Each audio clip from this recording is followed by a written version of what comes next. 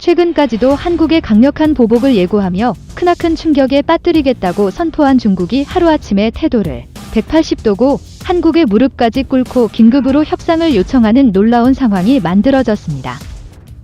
중국이 상상도 못한 방법으로 한국이 중국을 완전히 초토화시켜버렸기 때문인데요. 지금부터 한국의 이 놀라운 활약에 대해 최고 수익률 채널에서 여러분들에게 전해드리겠습니다. 미국과 한국이 중심축으로 중국을 견제하는 지구 최강의 연합체이자 인도태평양 경제안보 플랫폼이라 불리는 IPX 글로벌 공급망을 완전히 장악하겠다는 미국과 한국의 강력한 의지가 담겨 있는데요. 중국은 이에 심각한 위기를 느끼고 있습니다. 제 아무리 14억 인구를 보유한 중국이라지만 미국, 한국, 대만, 유럽이 중국의 반도체 공급을 완전히 끊어버리면 중국의 경제는 50년 전으로 돌아가야 합니다. 전기차에 들어가는 반도체가 없어 생산이 중단되고 컴퓨터와 스마트폰의 공급이 멈출 뿐 아니라 심지어 TV나 냉장고도 살 수 없게 됩니다.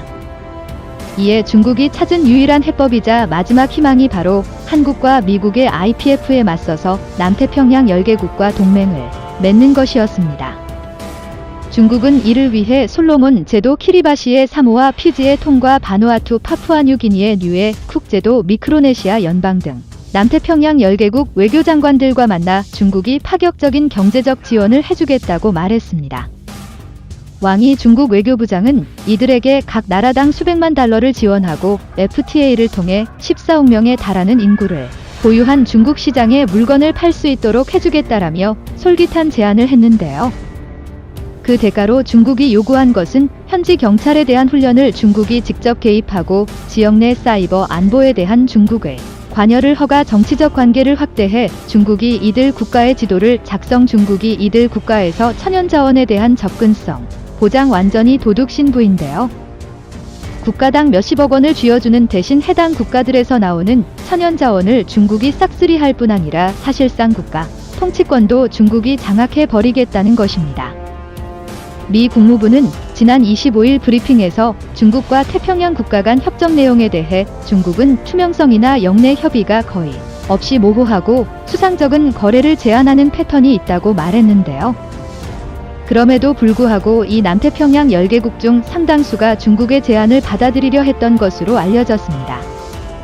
자, 그런데 놀랍게도 이들이 중국의 제안을 받아들이지 못하도록 한 국가가 바로 한국이었습니다.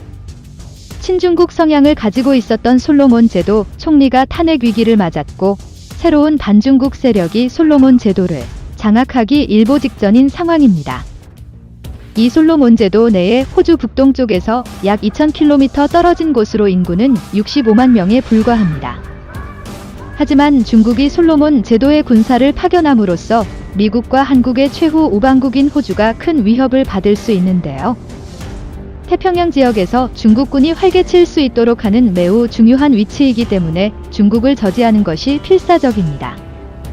그런데 친중 성향의 솔로몬 총리가 중국과 완료할 뻔했던 이 협약서에는 중국의 필요에 따라 중국 함정을 솔로몬 제도에 파견할 수 있도록 하는 내용이 포함됐습니다. 너무나 충격적인데요. 이뿐만이 아닙니다. 또 중국이 질서 유지를 위해 무장경찰을 솔로몬 제도에 파견될 수 있도록 하는 내용과 현지 중국인과 중국 측이 관여하는 주요 프로젝트 보호를 위한 중국의 병력 파견이 가능하도록 하는 내용도 포함됐습니다.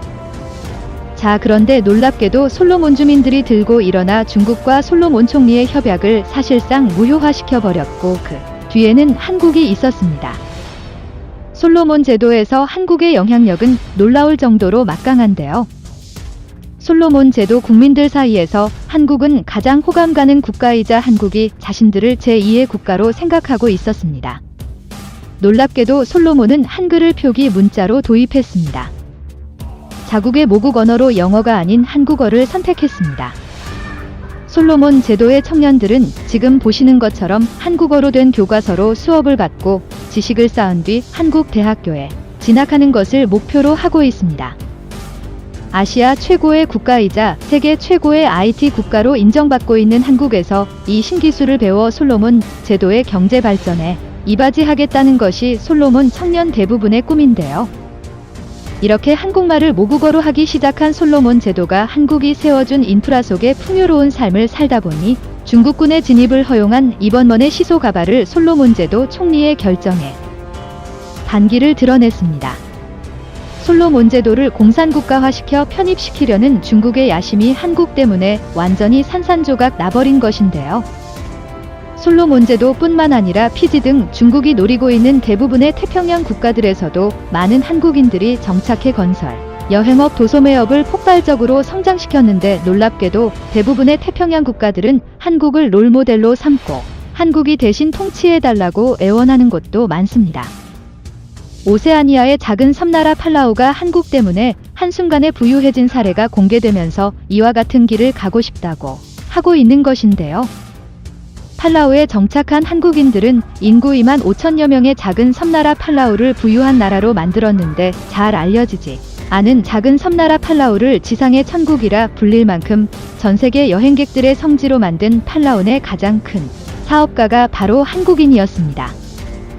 지금은 영화 타이타닉과 공룡 7 시리즈의 수중 촬영 장소로 너무나 유명해졌는데 오래전 한국인 사업가가 팔라우를 세계적으로 홍보하며 세계적인 관광지로 만들기 위해 노력한 결과였습니다.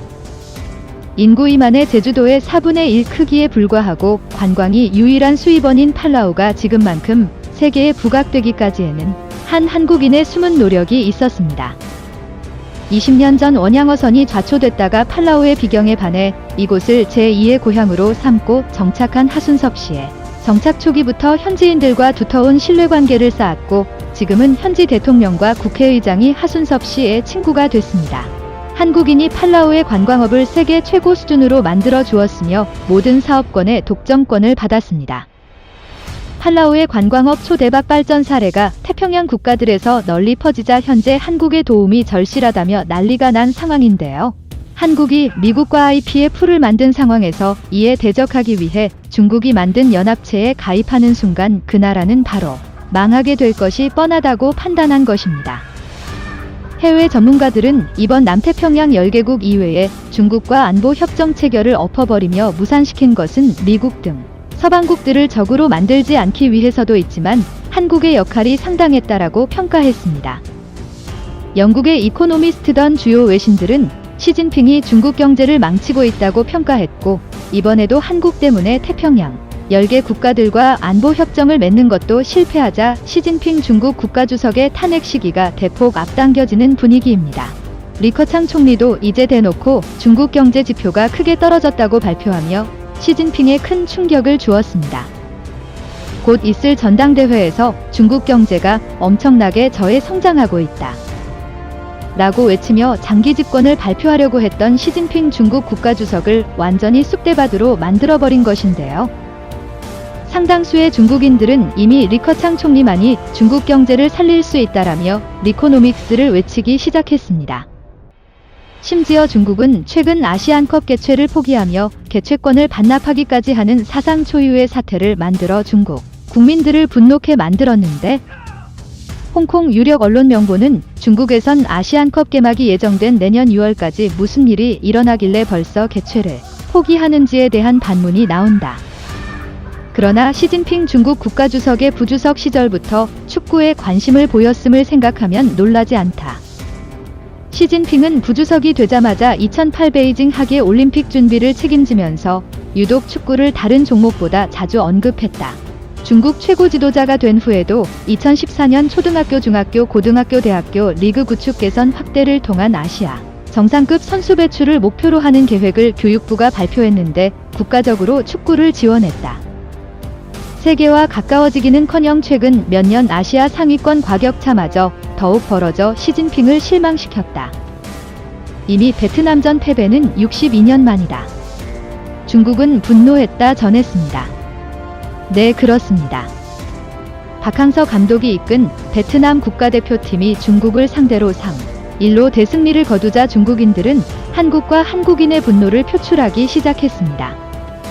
더 놀라운 것은 중국이 개최권을 반납하자 일본 등 많은 아시아 국가들의 중국 대신 한국의 아시안컵을 대신 개최해 달라며 한국에서 손흥민을 꼭 보러 가겠다고 전했습니다.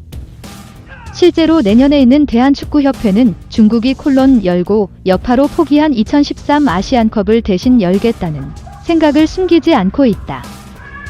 한국이 개최권을 획득하면 아시아 최고 스트라이커 손흥민의 웅장한 모습을 꼭 직접 보고 싶다는 수요가 충족된다. 라는 파격적인 보도를 내보냈습니다. 오늘도 감사합니다. 최고로 멋진 하루 보내시기를 바랄게요.